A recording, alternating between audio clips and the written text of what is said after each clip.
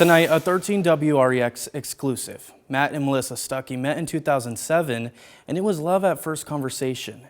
They built a life full of love with their daughter Maggie, but their family was shaken in 2018 when Melissa was diagnosed with breast cancer. Breast cancer is the most common form of the disease in the United States. The latest data shows around 200,000 women across the United States are living with stage 4 breast cancer. However, that number continues to grow each year with more than 19,000 new cases diagnosed annually. Melissa was one of these cases, and tonight we follow her journey through and the extraordinary way her husband Matt is helping others with loss. Take a look. It's just like, once we started talking to each other, it was instantaneous. We knew it was a good connection right away. Matt and Melissa Stucky met August of 2007. Her laugh, which is, just contagious and makes you want to make her laugh more and be around her. By 2010, the Stuckys were married and hit the ground running on their lives ahead. Or just the way that she would just talk to you and comfort you and just like everyone's best friend right away. Life was joyous and peaceful for the Stuckys. Eventually, the pair welcomed their daughter Maggie into the world. December 2018, everything changed. And so she just found a lump on her breast and she went to get checked out. And Melissa was diagnosed with triple-negative breast cancer, but there was hope. After several months of fighting, Melissa was cancer-free. She finished her last surgery, reconstruction surgery, in 2021. When it's over, we can move on with our lives, and this part of my life is over. And so I had that sense of, it was just a couple years, and it was difficult, but we'll be okay. It's common, if you catch it early enough, to have triple-negative breast cancer and then, like Melissa, be cancer-free. The fear, though, because it is an aggressive type of cancer, it has a way of kind of hiding and coming back and metastasizing and moving to other parts of the body. The Stuckys were ready to move forward, but things changed again in January 2023.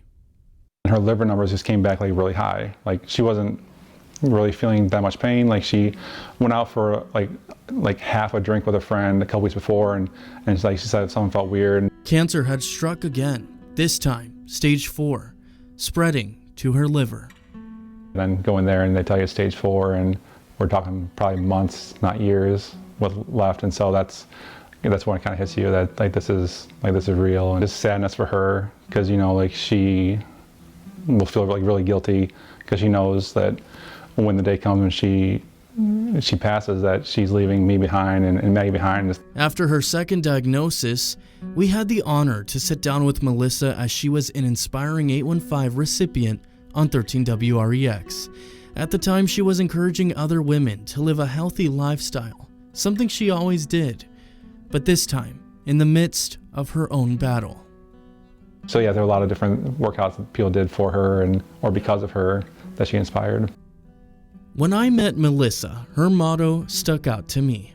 Stay in the day, and I'm not going to worry about what's going to happen next month or 2 months from now. I want to enjoy the time that I have right now. A motto that still stands today. We don't know how many tomorrows we have, and so to worry about tomorrow that might not even come for some of us, it's just wasted energy a lot of times. So that's what the Stuckys did. They had planned a trip to Disney World, something Melissa always enjoyed. But February 2024, she was put on hospice care. Our hospice social worker came in. She said, is there anything I can do for you guys? And jokingly, I said, yeah, can you send us to Disney World? She said, sure. Wait, what? We're on hospice, how can you send us? It's we just contacted hospice down in Orlando, and they would just come to your hotel room. And that's exactly what happened. A trip of a lifetime for the Stucky family. I spent a week there, and she came back, and it's just she looked like she had this new sense of energy and joy. And so we really planned a trip for April. And that second trip also happened, but this one without Melissa. Started communicating less and was alert and awake a lot less. So we knew the end was coming pretty soon. Melissa passed away March 2024 at the young age of 39. Matt and their daughter Maggie, who was 7 at the time, had to find their new normal. we have a rule in our house that no one cries alone. So she knows, like, if she's feeling sad, that she can come talk to me, and I don't want her to just sit in a room crying by herself. And there'll be many times she'll just come over and kind of just put her head on my shoulder and just say, "What's bothering you?" It's like, "I miss mommy." Like, I miss her too. Matt turned his grief into hope for others. How can I help other widowers that aren't doing as well, or just in the process of, you know, losing their spouse? It's called the Men Embracing Loss Support Group. Like, hospice gives you it's a laundry list of support groups you can do. It's like, oh great, a support group, but then you go online and it's just page after page after page of groups, not knowing, like, well, what's the difference? Like, what group should I be in? One thing he noticed, resources for men dealing with new grief is slim. Maybe probably because men just traditionally don't really talk about emotions and feelings too often. And despite a new emptiness in the Stucky home, Matt says there's a new joy that he faces, that you can face too. This grief will always be there, but it's not about moving on from grief, it's moving forward with your grief. It's okay to laugh and find joy, and like, life won't be the same, but life will still be good. Very, very powerful story there. Now, Matt hopes to expand and help create another group to include wives who are also experiencing loss. Now, his current group, they meet every second Wednesday of the month at Cathedral St. Peter in Rockford.